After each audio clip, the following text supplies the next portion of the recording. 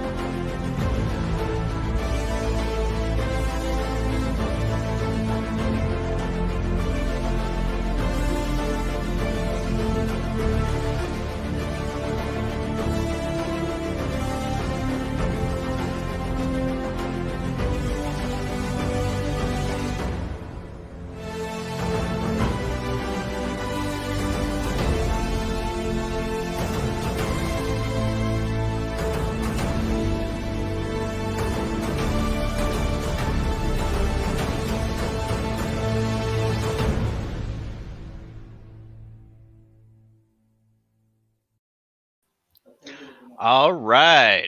And for more information on Dracula Visions, check out SlampressTomes Facebook page. Press the button at the top. Sign up for our newsletter where you get behind-the-scenes information, some art, and you'll get all the updates on the upcoming Kickstarter Dracula Visions. I am once again joined by Mr. Sam Noir.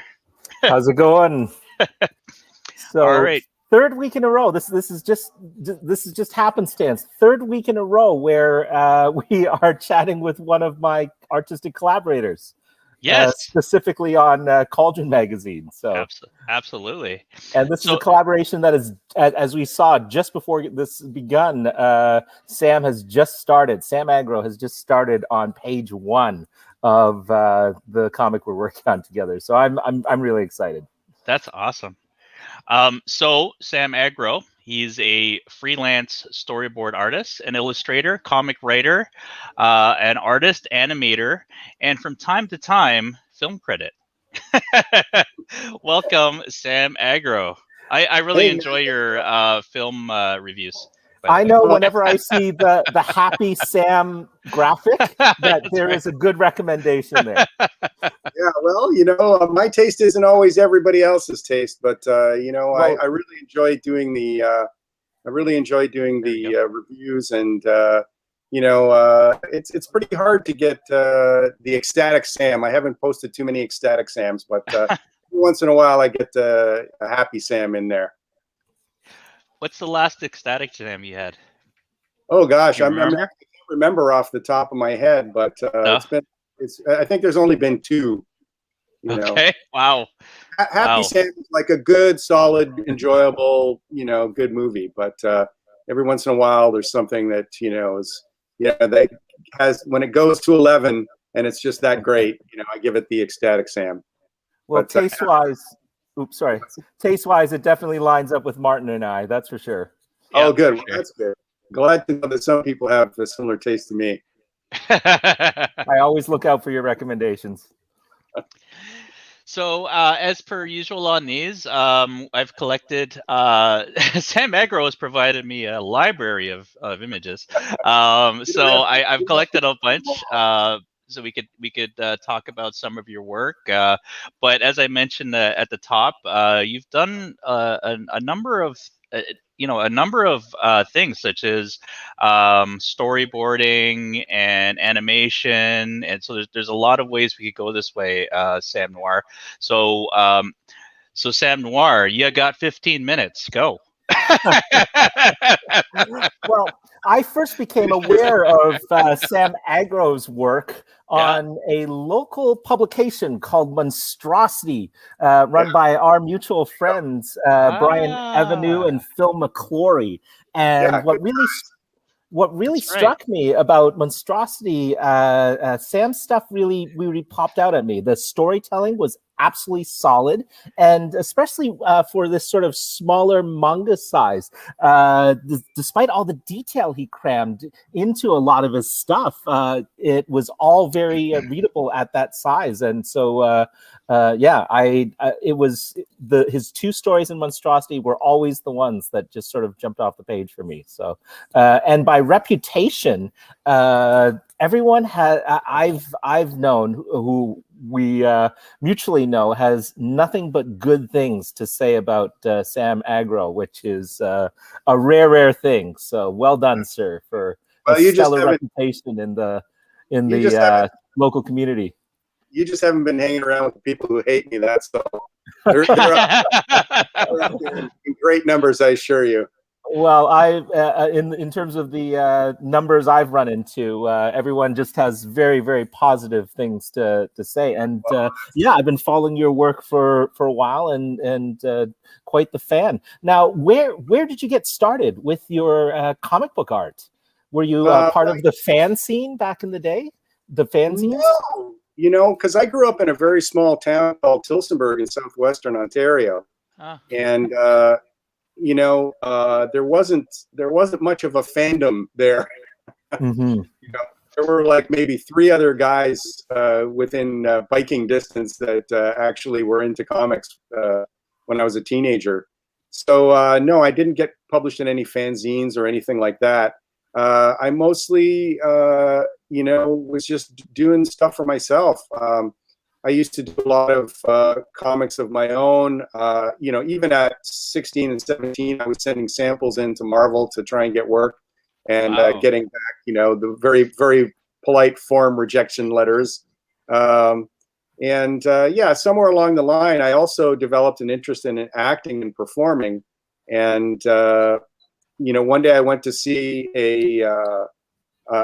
Disney's The Rescuers at the movie theater, and I went, "Oh, this is drawing and acting at the same time," and I was really interested in both. So,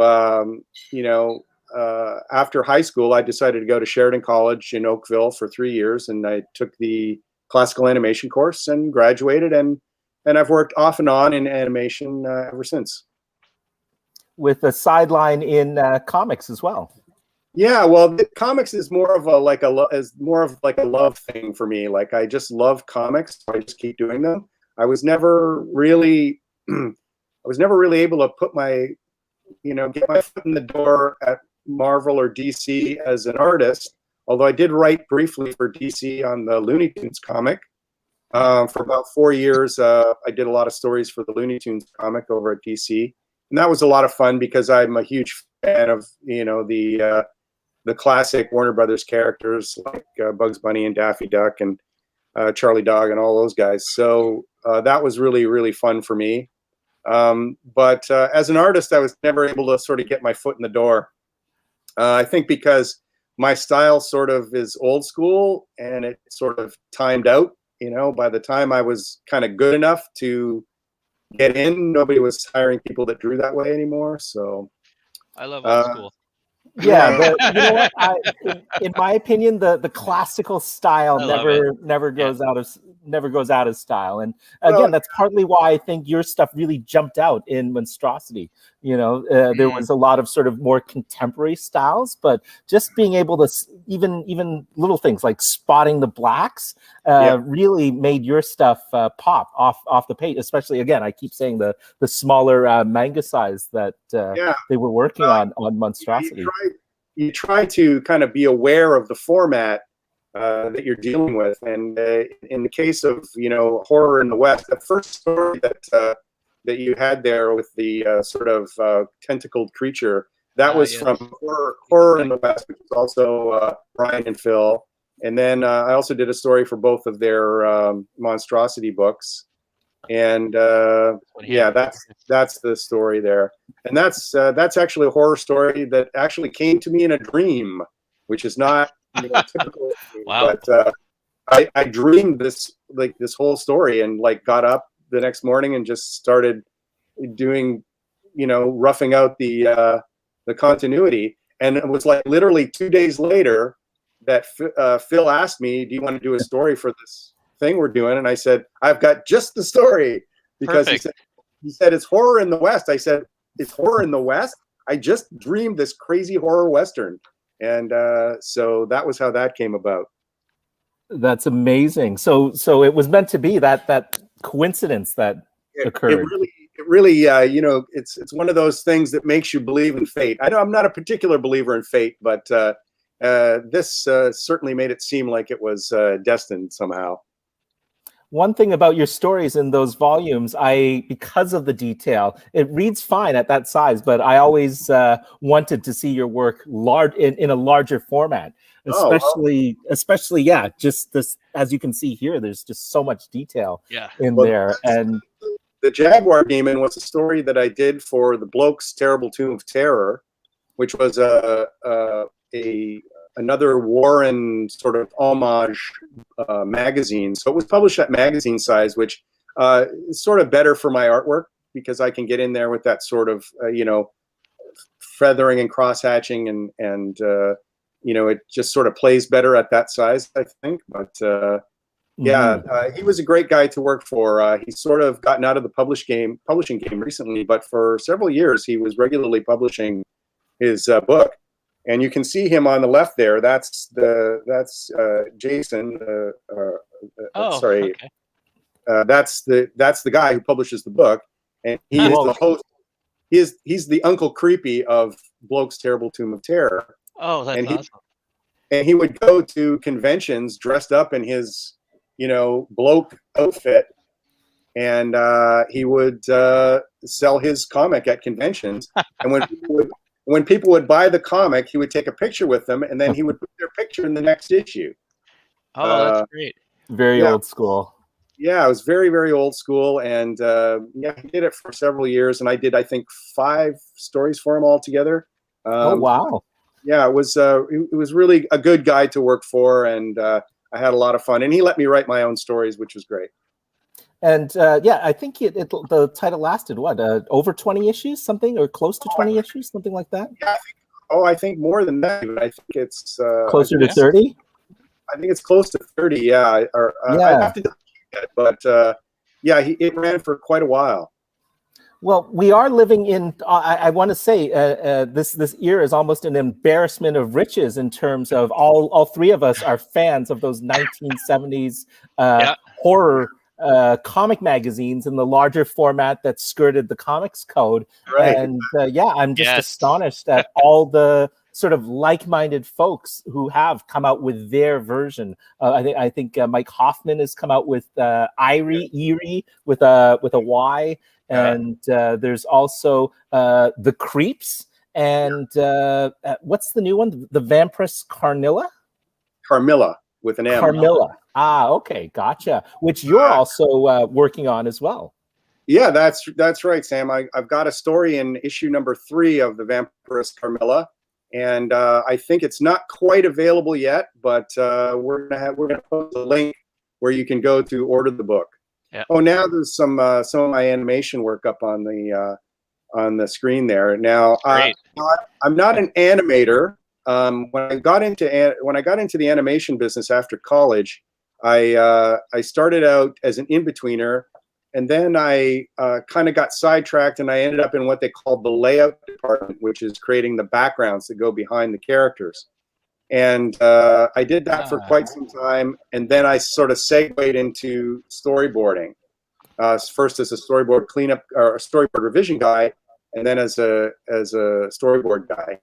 And then eventually I sort of got out of the animation business, and I was storyboarding mostly for live action for about 11 or 12 years.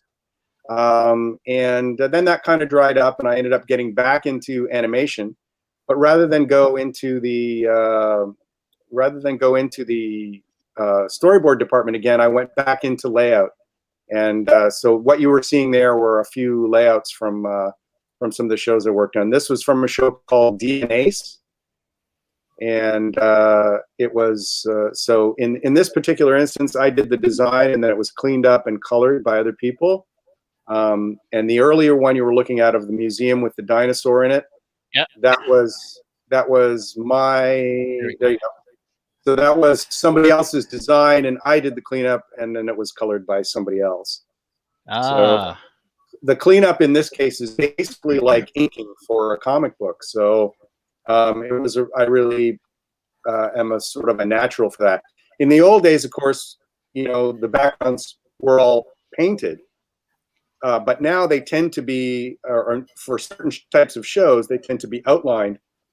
So 3D rendered as well, and in that cell shading, right? Often? No, these are all what we would call flat backgrounds. The camera. Okay.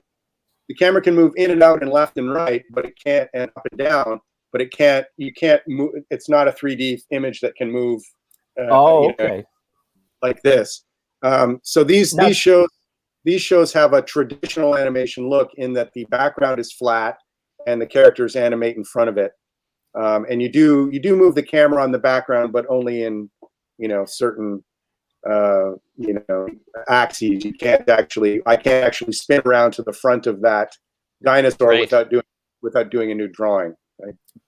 Gotcha. And you added the samurai helmet there. I love it. And are the backgrounds almost like a Hollywood movie set in these environments then? Like in terms of a flat backdrop? No. Well, I mean, in the old days, of course, what you had was a flatbed camera that was pointed down. And you would put the background on, and then you would put a cell on, and you would take frames, and then you would take a cell off and put another. You have different planes. Right. Well, sometimes different planes, but usually it's only one. Oh, okay. Disney had the big multi-plane to give the illusion of depth as they would pan in through the different layers and kind of move the layers off to the side. But now, of course, in digital, we can do that indefinitely. And they can blur layers and they can, recreate a lot of that stuff digitally. But for the most part, the backgrounds are flat and the characters move. And you might, like I said, you might move left or right, in or out, or up or down on the background, but you're not it's not a 3D generated background that can spin around or, move into a high angle shot or anything like that. That's 3D, and I don't know nothing about that. Gotcha. And would you say your storyboarding background is why your storytelling skills are so strong in the world of comics? That it's a sort of a transferable skill. Well, it is and it isn't. It's funny. Storyboarding for live action is actually quite different from doing a comic book page. Because what you're doing in a storyboard for a live action or even an animated show is you're planning it out, but it's going to be kinetic. It's going to be moving. So you have a moving camera and you have moving characters and you have kinetic action. Whereas in a comic book, everything is, you want to give the illusion of kinetic action, but everything is actually a still drawing. And different size panels as well, and different relationships between the panels. The picture plane in a storyboard for animation or live action is always the same proportions. That you can have different shapes and proportions of that frame, but once you pick it, well, I shouldn't say that. You can, do split screens and stuff like that too. But they do that a lot in anime, which is great and it's fun. But generally speaking, it's kinetic, whereas comics is static, and you want to create the illusion of a kinetic feeling. And so it's a very different, here in a storyboard, I have 2, 3, 4 frames to describe a simple action, like just him coming, rising up like all vampires do out of his coffin.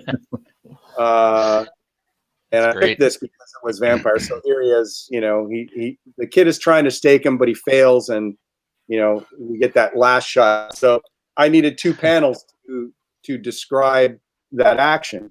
In a comic book, it's very rare that you would do that. You might want to show 2 or 3 frames of one movement, But generally speaking, you're leaving holes in time between the frames, right? The panels of the comic book, that gutter is time, and how much time Right. is sort of dependent on what you're trying to show with the action. So I think storytelling in general, because I also write prose and I also perform improv, and I wrote plays and short skits and sketches and all kinds of stuff. All storytelling informs other storytelling, but as a sort of a storytelling medium, film and comics are very different.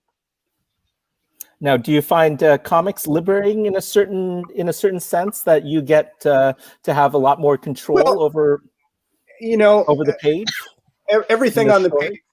Everything on the page is mine, right? If I write the story and I draw the story, everything on the page is mine. So it's sort of, I have film and animation are collaborative mediums, and there are lots of people doing work that form the final whole thing that you get. Comics is either a one-man or a two or maybe a three-man job, and that's it. So it's a much sort of, from a collaborative point of view, it's a much tighter group.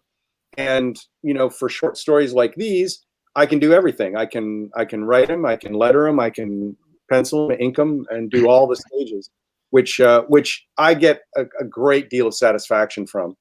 A little bit more than I do for working on being a part of the big machine that makes a film or a cartoon. And out of the recent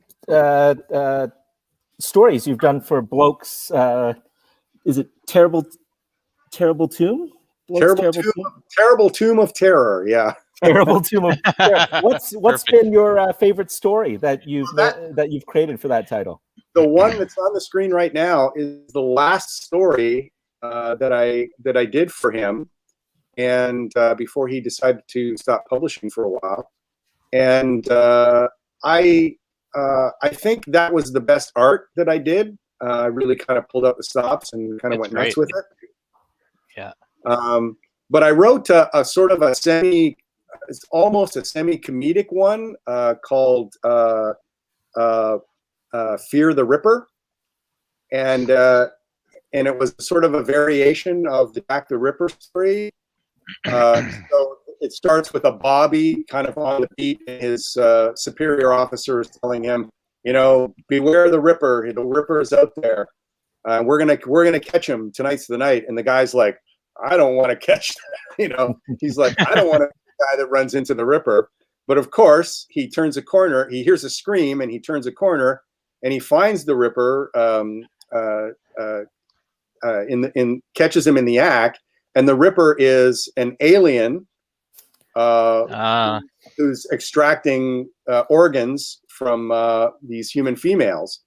And so he's like, all right, I'm game, and he leaps on this thing with his little bobby stick, and he cracks his helmet, and the air or whatever this creature breathes starts flying out, and so he beams himself back up to his ship, and the Bobby grabs onto him and gets beamed up to the ship too. And he comes on the ship and he looks at the wall, and there's all these, cylinders with body parts in them, and he's like, oh God. And the alien runs to a control panel and gets a thing so that it can breathe again. And he's like, all right. And he attacks this thing again, and he misses, and he smashes the control panel. And the UFO goes right into the Thames, and he's like swimming out, but the creature doesn't know how to swim, so it dies. And he climbs. He climbs up onto a dock, sopping wet and freezing. And his superior officer shows up and says, "What's all this then? Taking a dip, and get back on your beat. The Ripper's about." And so it was sort of a semi-comedic. I think that was the most fun one that I wrote for Jason. It was really fun to write. And how did you get connected with Jason in his magazine? You know, he approached me on Facebook. He has seen some of the art I posted and just said, you know, I've got this magazine. Would you be interested in doing the story? And I said, sure, you know, and he didn't have much money, so he mostly paid me in copies of the book, which was fine by me because I like to have stuff to sell at the convention. Sure. And yeah, he was just a really good guy to work for who loved horror comics. And I loved this idea that he wore the outfit of the host. It was just so much fun. I have to start wearing these. I got the teeth. Now, which issues and where can they find Bloke's? You know, yes. He definitely has. I think he's. I'm not sure. Gosh, it's been a while since he published, so I don't know if he's still selling back issues or not. Gotcha. I can try and find out and see. He had an Etsy shop for a while, and he was selling the comics and some T-shirts and some other merch. And I know he was crowdfunding as well for a while, and also on Facebook. Yeah, early on he was crowdfunding. Yeah, but I think it sort of started to become self-perpetuating because he was selling enough books to kind of keep it going. So I'm not sure if you can still get back issues or not, but I'll look into it, and if I can find a link, I'll send it to you guys so you can post it for people. All right, and where can they find the upcoming issue of Vampirus Carmilla? I have a link for that as well, although I think the third issue isn't quite available to the public yet. But there is a link that Martin's going to post, I think. So yeah, definitely. Perfect. And they can find you on Facebook as Samuel Agro. That's me, and my avatar is a little picture of the Incredible Hulk. So that I drew myself. So you can usually find me that way. And unfortunately, that's really the only social media that I've been able to gain any ability to deal with. So I'm going to just quickly put up that site. Great. So here we are. Yes, Vampirus Carmilla. Very good. And we'll put up the link underneath the show. Great. Excellent. Excellent. And of course, okay. I'm doing a issue of Cauldron as well. So yes. In a few months we'll be what is it now? Issue 5. Hard to believe. Issue. No, actually, we've moved all the St. Nella stuff over to. I don't know if this is an announcement or not, but you might have the scoop, Martin. We Exclusive. are moving the St. Nella content into what was supposedly the St. Nella summer special. I think we'll end up calling it the St. Nella special, since the summer's coming up pretty quickly. I don't think I'm going to be ready. I'll be ready before the end of summer, but not too much. Yeah, no, things are headed that way, and we're in pandemic anyways. It's not like the St. Nella swimsuit special. Oh, there you go. There you go. That's a good fundraiser right there. There you go. Absolutely. Absolutely. I can't wait for the layouts are incredible. His design choices are amazing. I cannot wait for folks to see this one. I love Sam's work. It's so great. I'm so happy he's a part of this project. And part of Dracula Visions. Yeah, I think, did Sam win? Did he deliver his first?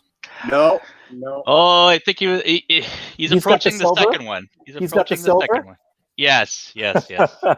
He's almost there. I still haven't been able to get the colors to do what I'm wanting yet, Sam. Yeah, but I feel like you're a strong contender for second right now, based on what we've seen so far. It's a great piece, dude. It's fantastic. It's fantastic. It's a little teaser out there.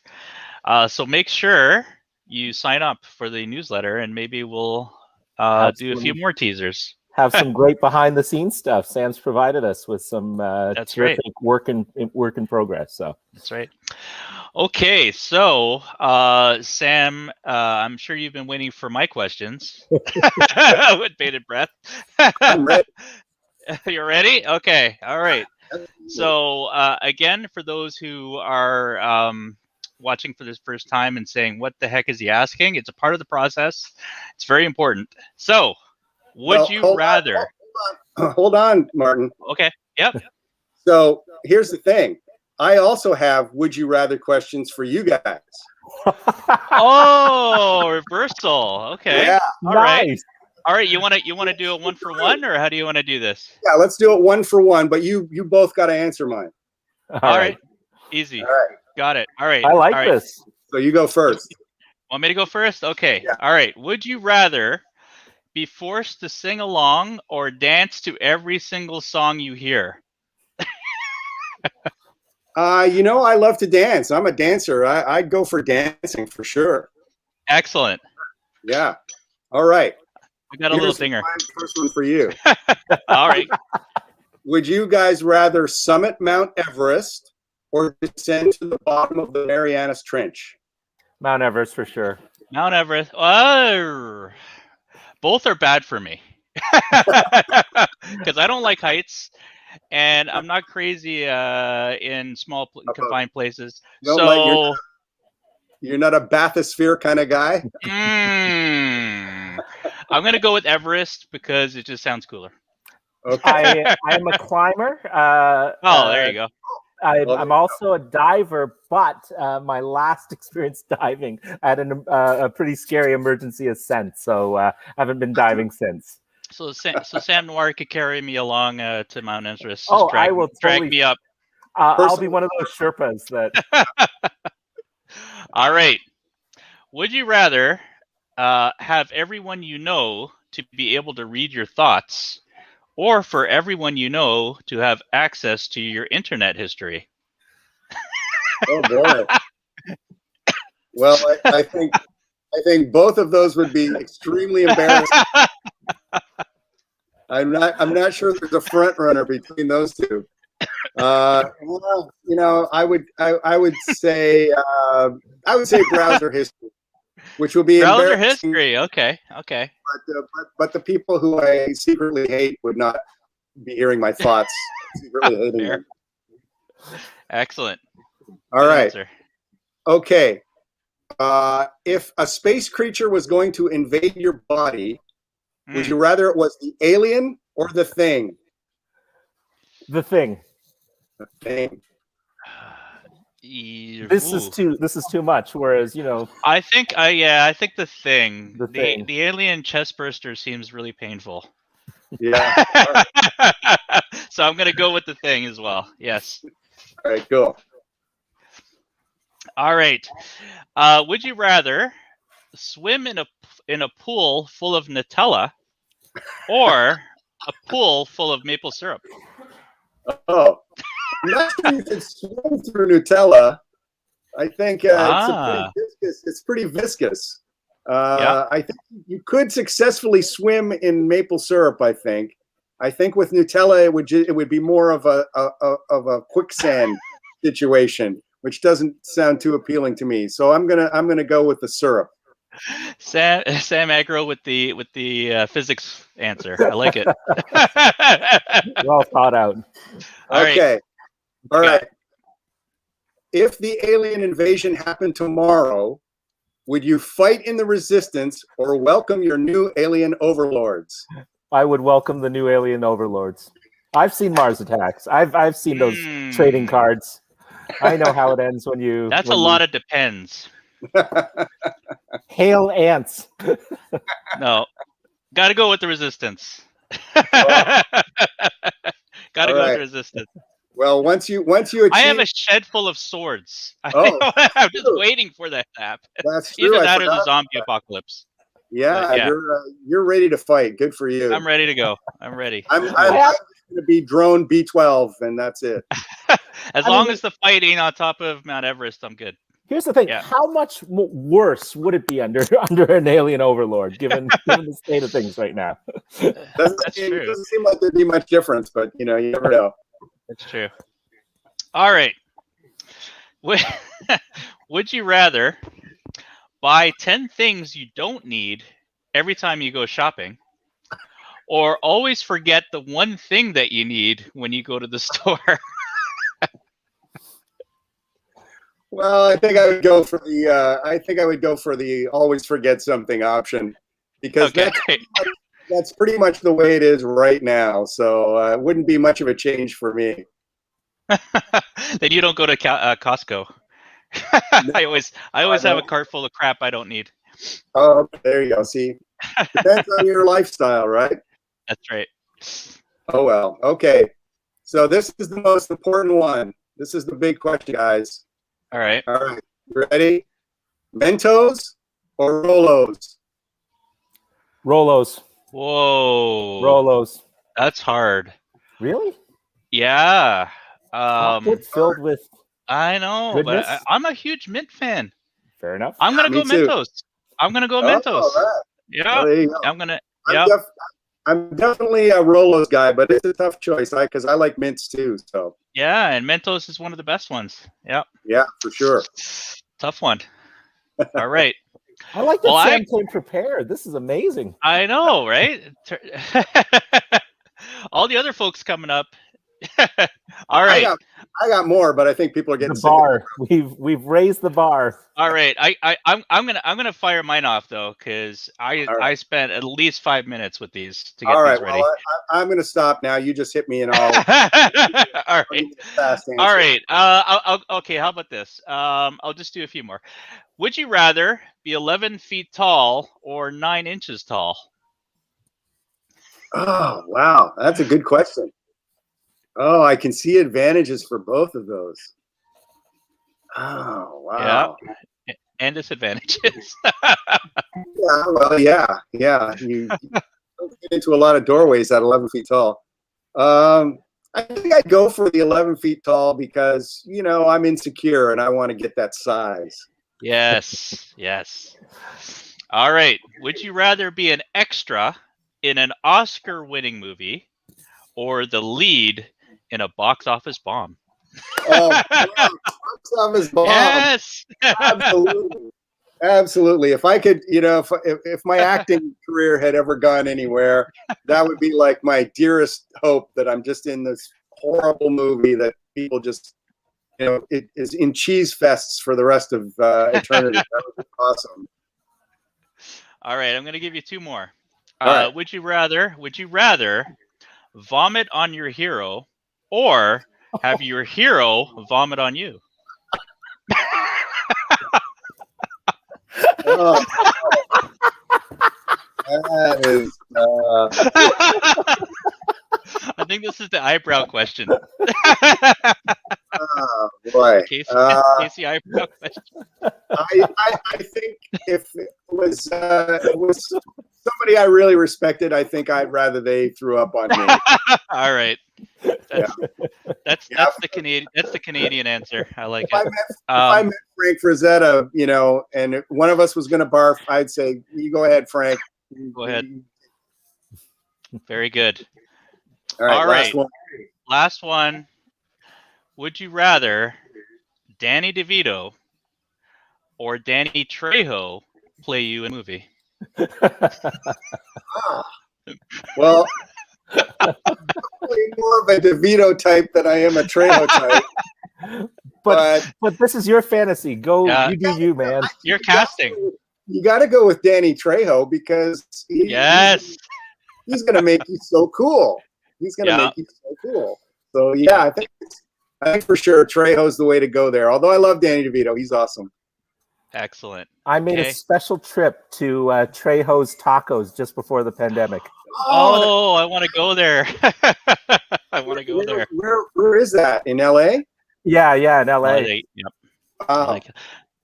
And I guess the final thing is, what is your favorite version of Dracula? I'm such a huge Dracula fan, and I love like all incarnations really. But I'll tell you, I really like that TV movie that they did with. And now my old man brain is going to fail me miserably here. I'm trying to think of the actor's name. The BBC one? No, it's an American one, I think, or maybe it was a BBC production. I'm not sure, but it's the American actor that was in the first. Not Langella. No, That one? He was in the first Batman movie as the boss man. You're my number one guy. That guy. Oh, Jack Palance. Jack Palance. Oh Yeah. That one was great. Yeah. I'm so sorry, Jack. I know your name, but I have an old man, and I forgot. Yes. One-arm push-ups at the Oscars. Yes. So they That did was a good one. They did a TV movie with him as Dracula, and I remember. He's a very American Dracula, but he's just got a certain intensity on the screen that I really like. And it's a pretty good production. I mean, it's a TV production, so it's not quite film quality production values, but it's very solid, and I still love to watch it. So it's one of my top versions of Dracula for sure. And I also really love the version that Neil Adams did in the black and white Marvel mag. In the second and third issue, he did an adaptation, not an adaptation, really a new version of Dracula, the Dracula story. I forget who wrote it off the top of my head, but that's some of my favorite Neil Adams artwork, and it was a really interesting sort of backstory of how he becomes Dracula. So that wasn't Jerry Conway, was it? Or it might have been Jerry Conway. Yeah. I don't. Unfortunately, I lost some comics in a flood some time ago. Oh. They were still at my parents' place. I had moved out, but some of my comics were still there. And they had a flood in their basement, and they didn't realize it for a while. It wasn't a bad flood. It was just sort of the carpet got wet. And some of my comics, unfortunately, in paper boxes, they were not bagged, and they got a lot of water damage. But more importantly, I wasn't home for a long time, and by the time I got there, they had started to mold. Oh. So, that's too bad. So unfortunately, I lost that issue, and I've never been able to replace it so far. But it started. I think it was a two-part story, issue 2 and issue 3 of Dracula Lives. I guess was the title of the black and white, and that's an excellent version of Dracula 2. I think so. I'm gonna check it out. I'm gonna see if it's on digital somewhere. It might be. All right. If you find it, let me know. I will. All right. Well, thanks again, Sam Agro. Thanks for being a part of this project. I think you were made to be a part of this project. I think, as we've discussed over this last half hour. Yeah. Thanks for including me, guys. I really appreciate it.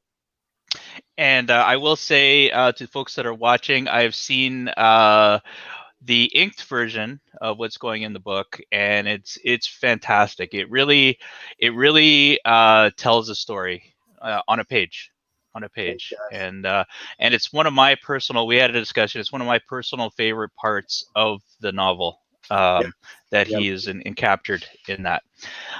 Thanks again, Sam Noir, for bringing the serious questions once again. Thanks for letting me hang out. And we will see everybody next week for our next one. All right. Bye. Thanks, everyone. Cheers. Bye.